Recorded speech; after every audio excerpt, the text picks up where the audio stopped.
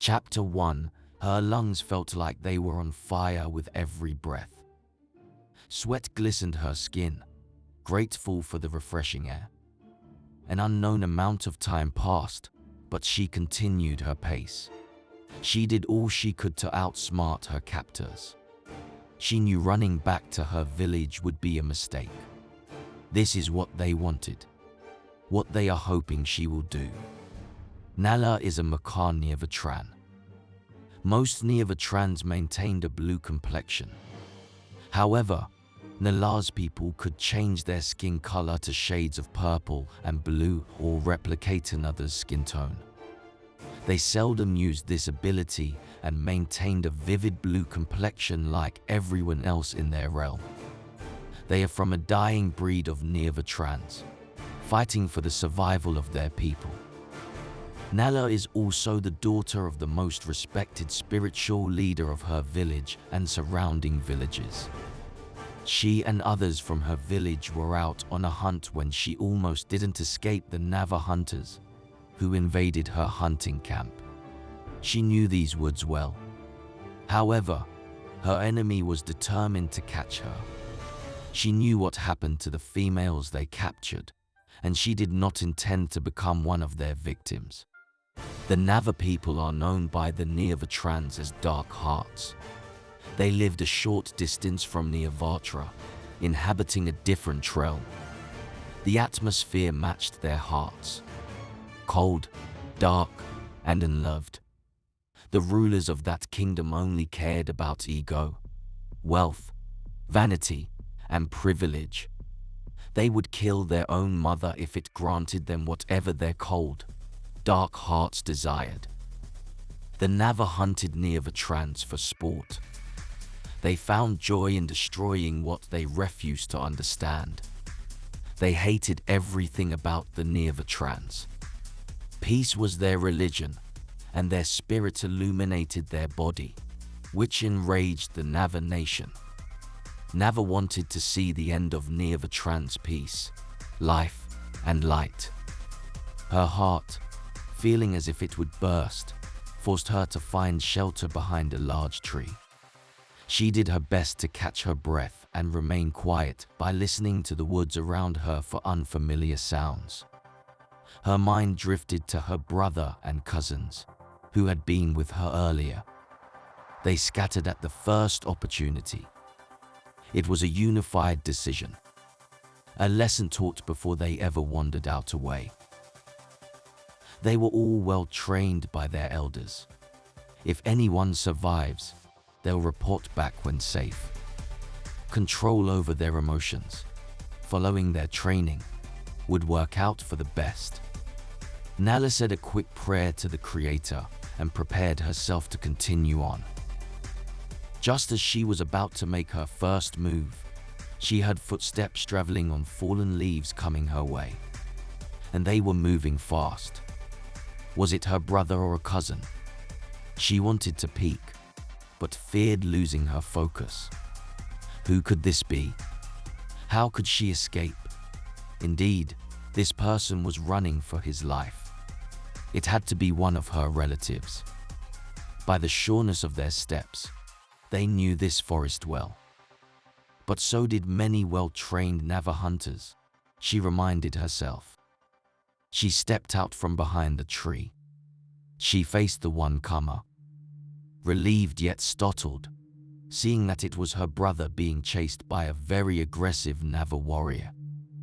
Her brother yanked her, forcing her to run in front of him and ahead of their enemy. They ran in a zigzag formation, until they came to a sudden stop at the edge of a jagged cliff. Dirt and rocks slipped off the cliff's edge onto the sharp boulders miles below them. We should split. He can't chase us both. Nala glanced back over her shoulder. He was coming, and he appeared to have no intention of stopping. Victory would soon be within his reach. You must get back to Papa. Niger feared the worst would happen to his sister. Meet me by the river.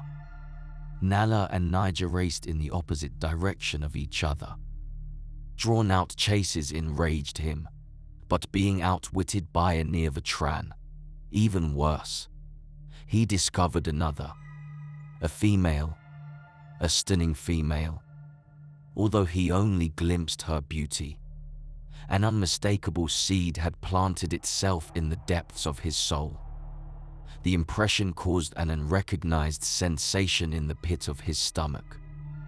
Unfortunately, he would have to kill them both. It wasn't the first time he followed his orders over his desire. He figured after killing the male, he could play with the female before killing her. However, what would his comrades think, degrading himself with a despicable being? They weren't worthy of respect or life. They were almost in his grasp until he realized there was a strategy change. Why are they standing there? What are they planning? Quickening his pace, the excitement grew in his heart, knowing that this would soon be over. He could return to his father and receive more respect and recognition for being a skilled hunter than just the royal prince. Seeing the cliff edge, he stopped, cursing when they split in separate directions. Who should I follow? He thought, pausing for a moment. Her lungs ached, but her body refused to give up. She knew her brother was a skilled warrior, and this eased her worries. She ran for a while, realizing she was not the one he chased, and panic-stricken her. Could her brother make it? Could he outwit their enemy? She slowed her pace, checking over her shoulders to ensure her original suspicion was correct. No one was there. Pain gripped her heart. She now feared for her brother more than before. What if he caught up to him? What if? The thought is unbearable. She found her legs running back.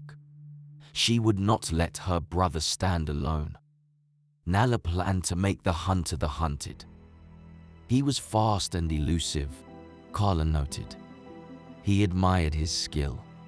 However, it only made the chase more exciting. If only his body agreed, this would be a lot easier. He was fit, but today's hunt was a more significant challenge than expected.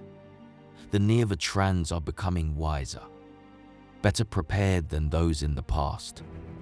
He cursed again, realizing that he had lost track of him once more. Coming to a stop, he caught his breath, cleared his mind, and tried to think like a Nirvatran. Where would I hide? What would I do? He forced himself to think as a Nirvatran. He spun around at a noise behind him. Carlin searched through the dense woods with his eyes. Was someone lurking there? It was hard to hear over his pounding heart and heavy breathing. A rodent scatters from behind a bush and across the short clearing. He chuckled to himself. What am I afraid of? I am the hunter. He did his best to pump himself up. Filled with the go and pride, he turned back toward his original direction. He wanted this over. The simple thing would be to give up, tell everyone that he killed his hunt, and move on. But rules and requirements demand he shows proof of his kill. The more severed heads, the better. Nala, grateful for the distraction, scolded herself for making the noise that caused him to turn around. She rethought her plan, happy to see that her brother had eluded him. Maybe I'm overreacting, she thought. Of course, the opportunity of catching him off guard quickened her pace. She continued her pursuit, determined not to lose her brother to this beast. An hour passed. Nala had hoped he would have given up by now. but he was relentless. Nala admired his dedication, although it would be better used for a more meaningful purpose, not taking a life, especially not her brother's. Night had descended upon Nirvatra. A refreshing breeze swept through the trees as the sky darkened. Villagers realized something was amiss. They all should have returned by now. Nala worried about her people and what her father might do should he fear the worst for his children. A crash pulled her from her deep thoughts, demanding her attention. Her brother yelled out in pain. The enemy had found him. Nala rushes towards them, grabbing a large rock from the ground. She uttered a war cry as she leapt into the air, slamming the jagged rock into her enemy's head. Blood flooded his face, blinding his sight. He swung at his unknown assailant, missing her with each swing. Nala glanced down at her brother, noticing an arrow had pierced his shoulder. "Can you run?" She kneeled down beside her brother, preparing to help him to his feet. "Break off this arrow, or it will get hooked in the woods." Niger realized that he would only slow them down. She struggled to break it with her hands, but the wood was too strong. "Don't save yourself." Niger shoved his sister away with his free arm. "No, I'm not going home without you." Nala refused to abandon her brother. "Nala, please." Niger knows his sister is stubborn. The enemy regained his composure and was now coming towards them. Nala was thrown aside by her brother as he leapt to his feet. The two men fought, equally skilled and determined to survive. Nala searched the woods for a large wooden stick or another rock, finding something better. A small orange flower well known to her people as the sleeping flower. A small drop of the sap on your victim will render them useless for hours. She picked a flower using a small patch of leather skin from her pouch. Her heartbeat steadied itself as she made her way back to the fight. The enemy was gaining over her brother. His back faced her. She could see sweat glistening on his skin. This was perfect. The sweat would only help the poison work faster. Nala crushed the flower in the leather cloth and attacked the enemy, smearing as much of the poison as possible onto his bare skin, turning to laugh at a failed attempt to harm him. "You are a determined woman." Carlin stumbles backward, confused by his sudden weakness. "What did you do?" His words trail off as he falls to his knees. She smiled, throwing down the leather and grabbing a knife that had fallen from her brother. "You will feel how determined I am." Nala lunges towards him, focused on his heart, making it her cherished target. As she ran towards him, she noticed something that caused her to fall to her knees before him. Her heart pounding in her chest, her brother stared at her bewildered, and so did their enemy. She stared at the center of his chest, speechless by what she saw, the knife still in her hand and her mouth agape. "What in the—" She couldn't believe her eyes. Her mother's words echoed. "You will know when you have found the one the Creator has sent for you. His heart will glow a fiery red. Intense is his passion for you. Do it." Her brother demands as he stands to his feet. "Kill him, or he will kill us." Nala looked at her brother and then back at their enemy. He slumped over to his side, passing out from the poison. "Let's take him back. We can use him to defeat our enemies." It was a lie, however, it was a good lie.